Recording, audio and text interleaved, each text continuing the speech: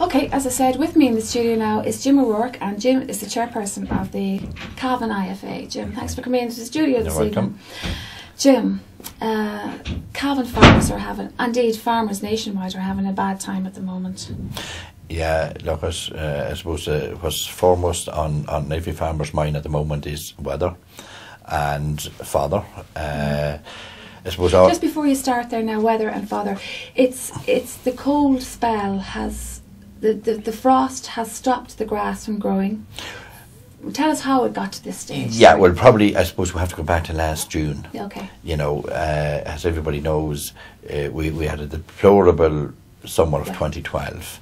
You know, we had a good month of May. Maybe before that, last March was actually one of the hottest months on record for the month of March. From a farming point of view, that's grand. You know, good weather's grand. But what's very important is to have the proper soil temperatures from there on in. But the month of May was good. June it started to rain, and basically the weather has been deplorable the whole summer through. So there was a bad silage return. Yeah, bad silage return, low stocks, bad quality, and that was the root of the problem. And we come into the back end of 2012, and with as I say, low stocks and bad quality. So obviously, you would expect, we'll say, from the end of March into April, you know, growth, grass starting to get stock out. And obviously that hasn't happened. We're obviously only a few days away from the 1st of May, and as we speak, there's practically no fodder left in the country. And as we speak, IFA has staff in the UK sourcing fodder and staff in France. And I was talking to them today, and there's signs that come midweek that stocks of fodder in the UK it'll be low as well. So I saw that. I read an article in the Independent yesterday actually. So they said the co-ops are bringing in bales from England. Yeah. I saw somewhere down in Kerry was doing it anyway. Yeah, they're doing it in Kerry. Our own co-op here in Cavan, Lakeland Dairies are doing it, you know, and to have, you know, they think they come in about, it's 12 load today, there's about 20 load coming in on Monday. And then how did you decide what farm, how did they decide who gets what? Well, basically people that are scarce, I have them coming around to me on, you know, on an hourly basis basically, and you basically put your name down, and when the load comes in you're phoned and you queue up. Basically it's a bit like a soup kitchen, you know, and they're only fit to give a couple of bales per farmer to try and tag them over until the next load comes in. But like in you know, originally we thought that there was plenty of fodder in France and the UK, but the unfortunate thing about it is now, even in France, and I know when you think of France you think of good weather and holidays, their temperatures are only a couple of degrees higher than ours, and they are. Would you attribute this to global warming? I personally I don't. No, I don't think so. It's just extremes, you know, and it does point to a seasonal shift, you know. It does point to a seasonal shift, yes, but you know, it's just unfortunate we got a late spring after a bad summer. You know what I mean? And then it brings all kinds of other problems. Yes, we'll talk about that in a minute. So to get back to the bales of hay, you know.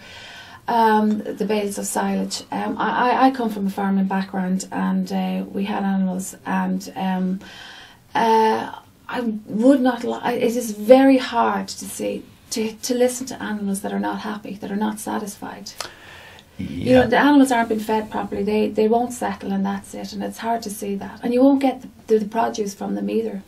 That's what's happening in a lot of cases. Farmers that may have had probably pretty good quantities. What seems to be happening now is, talking to the veterinary profession, the quality wasn't there, and surely in dairy herds and suckling herds where you have pregnant cows that they're going down before calf, and they're lacking. Yeah, so this is all going to have knock-on for farmers. Knock-on effect. And as well, people will be dragging. Would farmers do this, like be dragging out old bales that are maybe a year or two old, that wouldn't have the they wouldn't have the nutrients Yeah, it's better than nothing. It's better than nothing. Actually, there is stocks being sold now, and farmers taking stocks that's lying there 2 and 3 years, yes, and in some cases maybe 6 or 7 years. You know. So they'll have to supplement the feeding of the animals with meals, perhaps, and stuff like that. Oh yeah. That can be done, yeah. Oh no, that can be done. I suppose the other big problem that's arising is cash flow on farms. Yeah. You know, cash flow, and when you have cash flow problems, you have income problems, you have stress problems. Co-ops were also saying as well they might give some kind of a scheme to farmers then for fertilising the land now as well. In fairness, we have to acknowledge that the co-ops right around the country are rolling to help. They're very generous with credit terms, you know, to see what's happening. It's the cornerstone of their business as well, you know what I mean. Production is down, milk production is down, so it's in their own interest, you know, to there's a local saying that when the farmer isn't right, nothing's right, because it has knock-ons.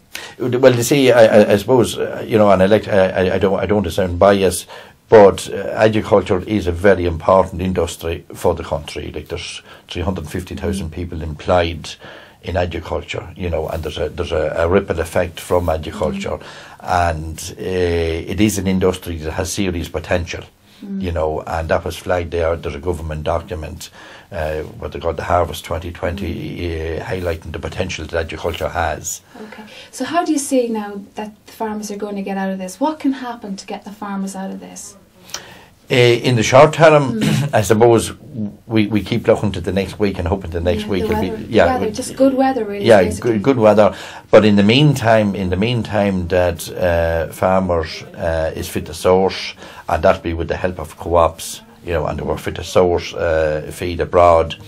And I suppose it's important to highlight, if there is somebody that knows of somebody that is in trouble, you know, that there is help there for severe cases of animal welfare and that there is help, and at the end of the day we will be hoping that there's no need for stock to be dying. You know, people in some cases, people maybe pride something maybe gets the better of them, and that's what I'm saying. Like, farming folk would not like to see their animals not happy. No, there is help, and I know from being involved in IFA, I basically have been taking calls all day on it, and yes, has it done any harm so far, like with sheep and things like that, been born out in that cold weather or anything like that? Has there been harm so far? Not really. There is some signs, not maybe so much with sheep, but with livestock, you know, livestock that maybe getting sick, and that is easy being cured from diarrhea or all kinds of, you know, viruses. You know, they don't seem to have the same immunity. That seems to be the problem. Yeah, it's one of the knock-on problems as well. And then maybe the milk from the cows and then the beef produce later on will not be as good as expected after this as well either.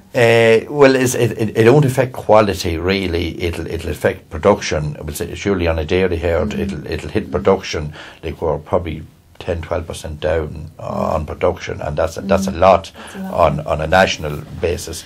The same with on the beef end. You know, the quality will be there, but you just won't have the same. You won't have the same produce or the same for selling, like, you know. Yeah. Okay, Jim, you brought in some photographs to bring some statistics, and we'll talk about them now. But just one question I'd like to ask you that before we move on to that. With, you know, how within the farming community, how are the farmers treating one another? What is the you know, just that any farmers listening out there at the moment, what is the going rate for a good bale of silage? And would anybody be like exploiting the situation or anything like that?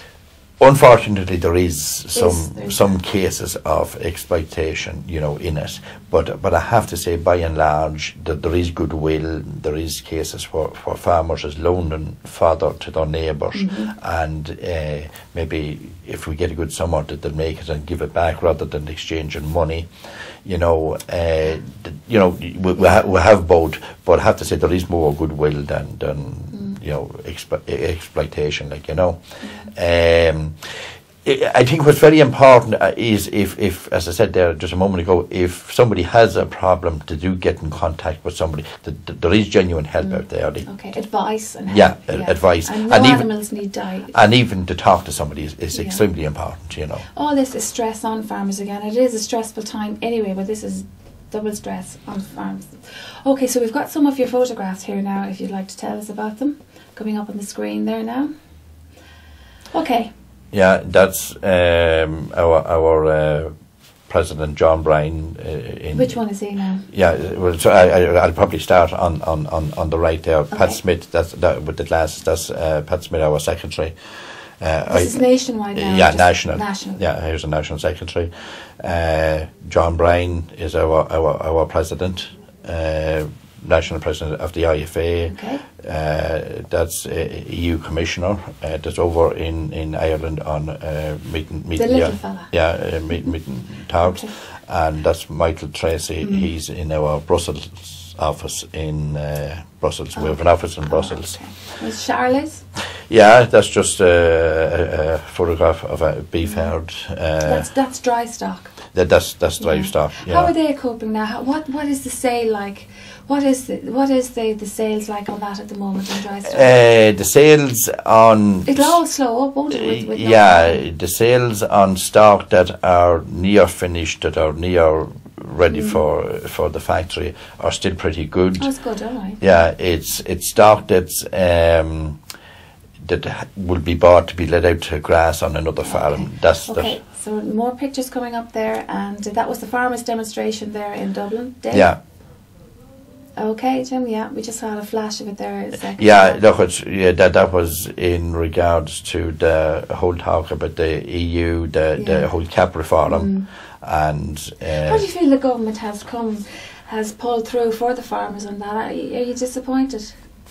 Look, it's very complex. We have the presidency at the moment, as you know, and we have the presidency until June. And we are they doing enough for the farmers? Yeah, in fairness, yes, probably the minister is doing all. Now, obviously, we're a lobby group. We have to keep pressure on there all the time. The big debate is within the farming community is the distribution of the whole single farm payment, the whole cap funds, you know, and to get a fair mechanism for redistribution of that. Okay, you know. So the farmers are out rallying. That's the no caps. Yeah, the that's no cap cuts. Yeah.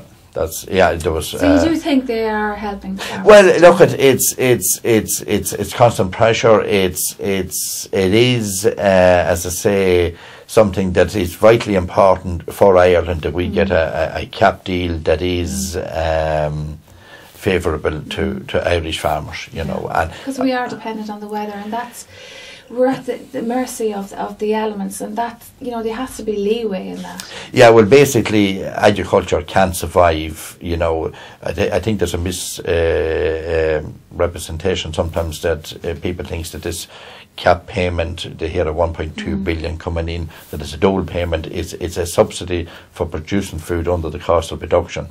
That's what it is, and you know, farmers.